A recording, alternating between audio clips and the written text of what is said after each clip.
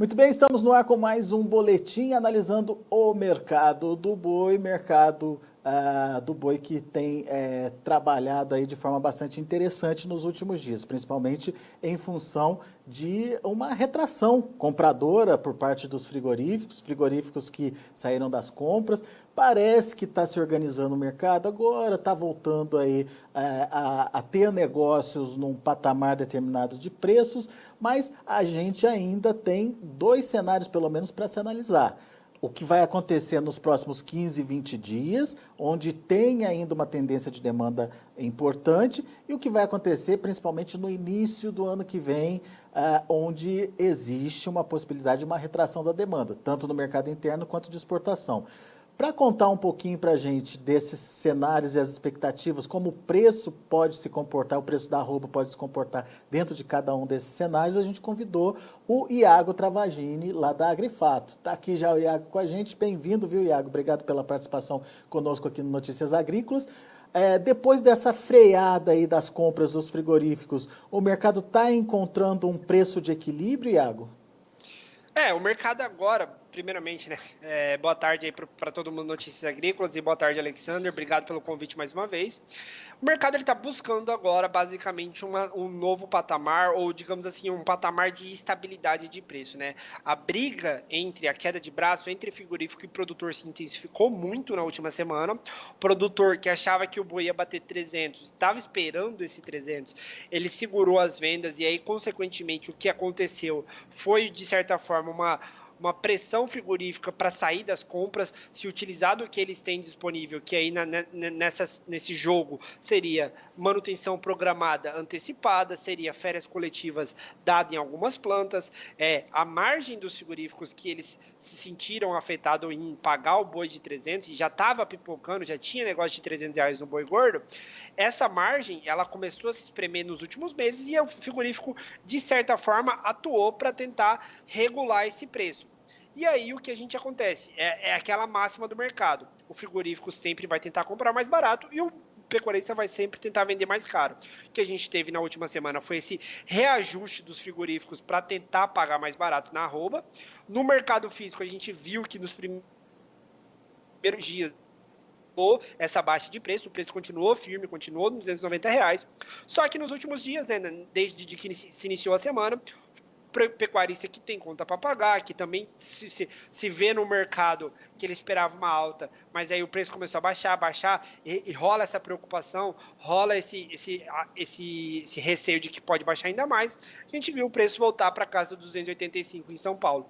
Então, o que a gente vê agora, Alexander, é o preço buscando aí uma média, buscando basicamente um preço de estabilidade. E aí a gente vê hoje que esse preço de estabilidade, nesse momento, nesse final de mês, seria por volta dos 285, 287, 288 reais em São Paulo. Agora, a visão que a gente tem para esse futuro próximo, para esses próximos 15, 20 dias, é de que sim, o mercado ele tem uma força e ele tem uma firmeza muito grande para esses 285. A gente não tem animal chegando a ponto de falar o preço vai despencar. Nos próximos 20 dias, o patamar e o preço do boi gordo deve permanecer firme sim, até porque a gente tem uma demanda de final de ano que deve ser cumprida agora. Esse é o intervalo em que o frigorífico compra o animal, faz ele na escala de abate ali para o final de novembro, basicamente. E aí, essa programação de final de mês é a carne bovina que chega lá para o consumidor, basicamente dia 15, dia 20, dia 25, para as festas de fim de ano. Então, os próximos 15, 20 dias são determinantes para que a gente veja uma firmeza no mercado. Nessas próximas 2 semanas, a gente deve ver, sim, uma firmeza do mercado. Então, pelo que eu entendi da sua fala, os 285 vira meio que um piso ali para o mercado, mas tem possibilidade de avançar, de subir mais que isso, Iago?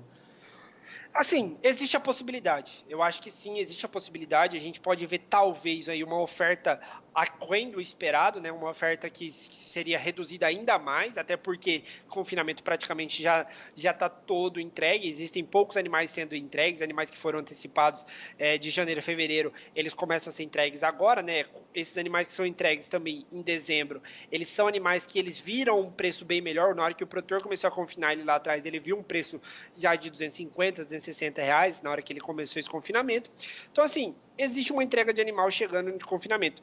Mas o que a gente vê é que a falta de chuvas perdurou, os animais que poderiam ser entregues em dezembro, os animais de pastos, eles não conseguem chegar agora no peso ideal. Então, a gente tem um cenário ainda de firmeza de oferta que pode dar o start para que o preço continue firme e evolua acima do recorde que a gente bateu de 292.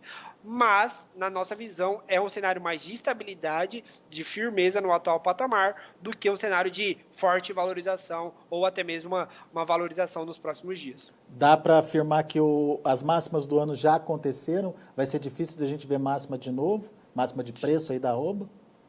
Assim, é bem possível que sim, a gente viu a máxima de preço, mas eu não descarto que na próxima, não descartaria, né, uma chance aí de 10, 20% na nossa visão aqui de que nas próximas 2 semanas ocorra um preço maior do que os 292 que o indicador CPEA deu.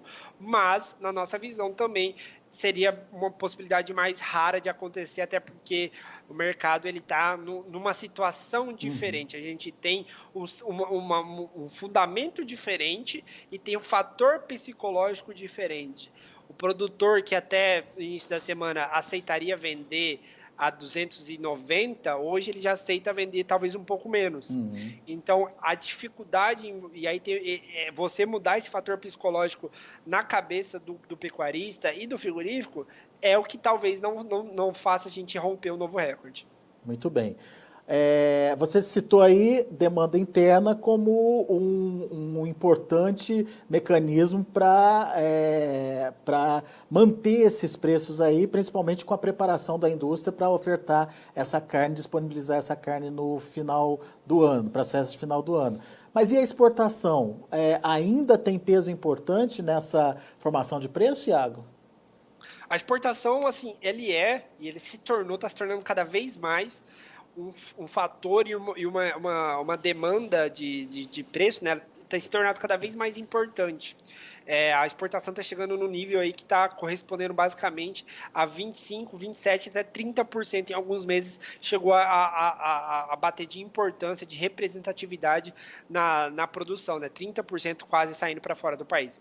Então a gente tem exportação que está atingindo os níveis recordes, a gente teve o maior valor diário exportado no mês de outubro, a gente está tendo uma exportação diária no mês de novembro muito boa, e é isso que tem, de certa forma, dado firmeza também para o preço do boi gordo, junto com a oferta restrita, a gente tem uma exportação que caminha muito bem, então dá sustentação para que o preço do boi gordo permaneça firme. E aí, a gente tem, na verdade, acho que agora é o olhar para 2021. A gente está chegando no final do ano, quem não vendeu animal, tem uma quantidade de animais para se vender em 2020, ela está bem menor, e agora a gente tem um olhar mais para 2021, que aí sim a gente analisa sazonalidade, a gente analisa ciclo pecuário, até porque você analisar o mercado atual e tentar projetar ele para 2021, você tem que levar em conta o que aconteceu no histórico. Então, a gente tem um ciclo pecuário, a gente tem uma sazonalidade, e aí é o que a gente pontua para 2021, para início de ano, sazonalmente, o histórico de exportação é que se reduza o volume exportado. Iago, a gente vai ter uma queda muito grande? Não acredito que a gente tenha uma queda muito grande, mas assim, a gente tem sazonalmente uma redução. É fato que nos últimos 10 anos, a exportação de janeiro, fevereiro e março é menor do que setembro, outubro e dezembro. Então, esse fator leva a gente a crer que a demanda externa deve realmente cair um pouquinho lá para janeiro, fevereiro e março, e é uma situação que pressiona o preço. Não à toa, a gente já vê o mercado se antecipar a isso, a B3 já pontua uma desvalorização de R$ 20 na arroba do boi gordo em relação a hoje. Então, assim, é aquela coisa, sazonalmente, o histórico do que aconteceu demonstra essa fraqueza no primeiro trimestre de 2021. Então você já começou a nossa análise que a gente prometeu de fazer aqui também sobre o início do ano que vem, comportamento do início do ano que vem. Então vamos pegar o histórico, Iago, já que você falou que o histórico é importante. No ano passado, o que a gente viu foi, a gente chegou dezembro muito bem, aquela euforia toda, preços disparando da arroba, e na hora que chegou janeiro, despencou, literalmente despencou. Esse cenário, ele pode se repetir ou tem fatores diferentes do ano passado? Assim, Alexandre, eu não descartaria. Ele pode acontecer? Pode acontecer. A gente tem isso que eu falo. O fator psicológico pesa muito para o pecuarista às vezes entregar um animal por receio, por medo de que ele vai cair ainda mais. Então acaba a desvalorização, ela puxa mais desvalorização. Pode acontecer? Pode. Eu acho que é pequena a porcentagem disso acontecer. Particularmente, a gente tem visto aqui que os fatores fundamentais e até mesmo o pecuarista entendeu que ele faz parte dessa queda de braço. Então, pode ser que aconteça, mas acho que a chance é pequena. Por quê? Porque a gente tem ainda uma perspectiva de que a oferta esteja restrita. A gente tem uma noção também de que apesar da chance de se reduzir a exportação seja grande, a gente tem um cenário que a China continua comprando, a China precisa comprar, eles têm uma questão de atender a demanda interna de proteína deles grande, a recuperação do plantel de suínos, ela está ocorrendo, mas o chinês ainda está precisando importar muita proteína, então a gente teria, de certa forma, alguns fatores, exportação reduzindo, mas não tanto, e a oferta ainda bem restrita. Então esses dois fatores levariam e levam o preço hoje a cair R$ 20 do preço de novembro, que hoje é 288, para janeiro 21, que a B3 precifica em 266, levaria o preço a cair R$ 20. Percentualmente, isso responde uma queda aí de 6%, 7%. Então, assim, uma queda que não é tão volumosa e que ocorre por conta justamente de uma demanda externa um pouco mais fraca e uma demanda interna também mais fraca. Então, poderia acontecer essa queda, que não é uma queda super volumosa, que nem aconteceu no ano passado, a queda foi de quase 20%, 30%. Eu, particularmente, acredito que isso não tem grande chance de acontecer esse ano. Pode acontecer por conta do fator psicológico, mas, particularmente, os fundamentos não indicam que vai acontecer a mesma coisa esse ano. Muito bem. Então, você citou aí dois fatores. A continuidade da exportação, mesmo que de forma menos agressiva, né? E você citou o fator oferta. O que te leva a acreditar que a gente não vai ter oferta de animais de pasto ainda em janeiro, Iago? Certo, acho que assim, o primeiro ponto que a gente analisa e fala, agora sim está chegando animal de pasto, seria a chuva, né? E esse ano a gente está vendo que a chuva demorou para chegar. Não à toa, houve atraso de plantio de soja, o sul do país sofreu com estresse hídrico no plantio de milho, e aí pastagem sofre da mesma maneira. Então a gente teve um período muito seco no centro-oeste do país, a chuva demorou a chegar, então as pastagens estão demorando a se recuperar. O volume de chuvas não é nem parecido com o que foi ano passado, a gente tem um volume menor de chuvas. Então, esse volume menor de chuvas, o atraso nas chuvas, leva a crer que a pastagem não vai estar 100% recuperada para a gente falar que o animal de pasto que estava planejado para chegar em janeiro 21, ele vai conseguir ser entregue no mesmo volume. Vai chegar animal de pasto? Vai.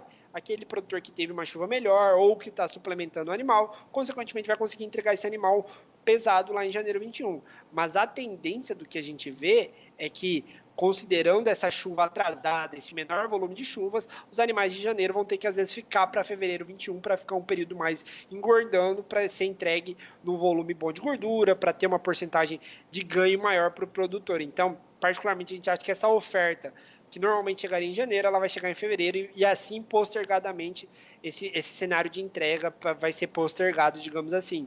Então, é o primeiro ponto que a oferta pesaria.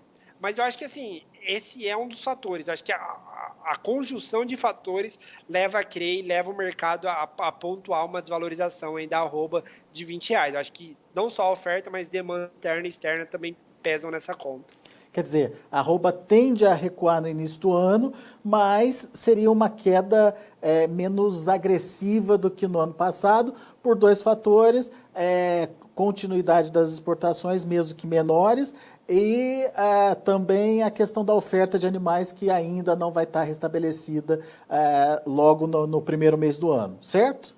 Exatamente. A gente tem uma perspectiva de que a exportação cai.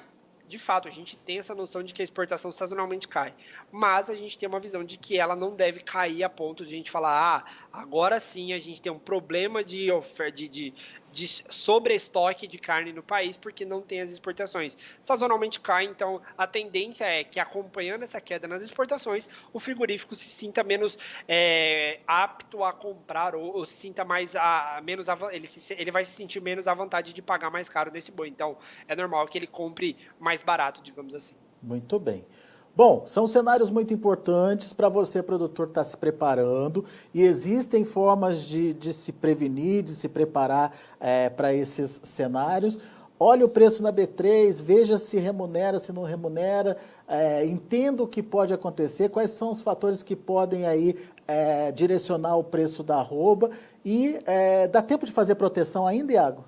Dá. Acho que sim. O que a gente tem hoje, tanto seja via opções ou seja venda de futuros, né? Existe a clara, o mercado ainda pontua e hoje ele está até em alta, ele pontua para uma valorização, né? Ele está pontuando em alta hoje. Então é um bom momento de você cotar opções, é um bom momento de você vender. Se a conta fecha para você, se você olhou e viu que o preço de 268 para janeiro 21 é um preço bom e você tem animais para vender, eu acho que assim, é interessante você pontuar a venda porque a gente não está buscando uma super lucratividade, a gente está buscando proteção. Eu acho que essa é a principal mensagem.